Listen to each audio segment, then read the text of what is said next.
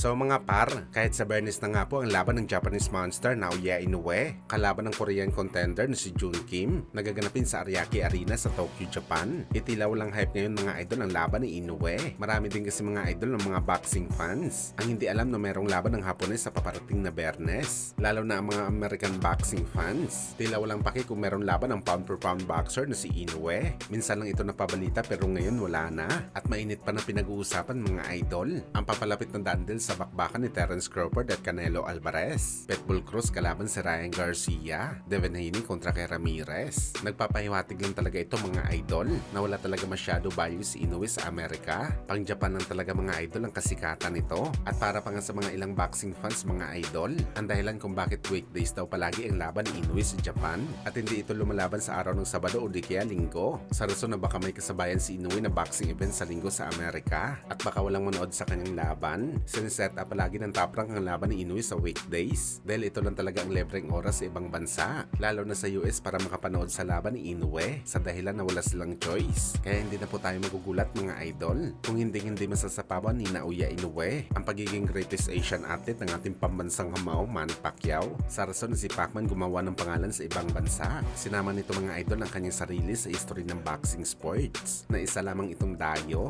Si Inoue naman gumawa ng pangalan sa lugar lang nito. Sabi pa nga ng dating two-time welterweight champion Sean Porter, naintindihan niya daw mga idol kung bakit sa Japan nang lumalaban si Inoue dahil ito ngayon ang sentro ng lower class sa boxing sports. Pero dapat din daw mga idol ipakita ni Inoue sa lahat na hindi lang ito pang Japan kundi pang isang global superstar din. At para magawa ang bagay na to mga idol, kailangan talaga ni Inoue lumaban sa ibang lugar para malaman ng lahat ang galawan nito sa bakbakan kapag hindi na siya sa bakuran nito lumalaban. Sa kabilang banda naman mga idol, kamahal-mahalan Turki Al-Sheikh gustong isabak si Inoue sa delikadong kalaban. Ayon sa Saudi promoter mga idol, pipilitin niya daw na ikasa ang bakbakan ni Inoue kalaban sa WBA featherweight champion Nick Ball sa ngayong 2025.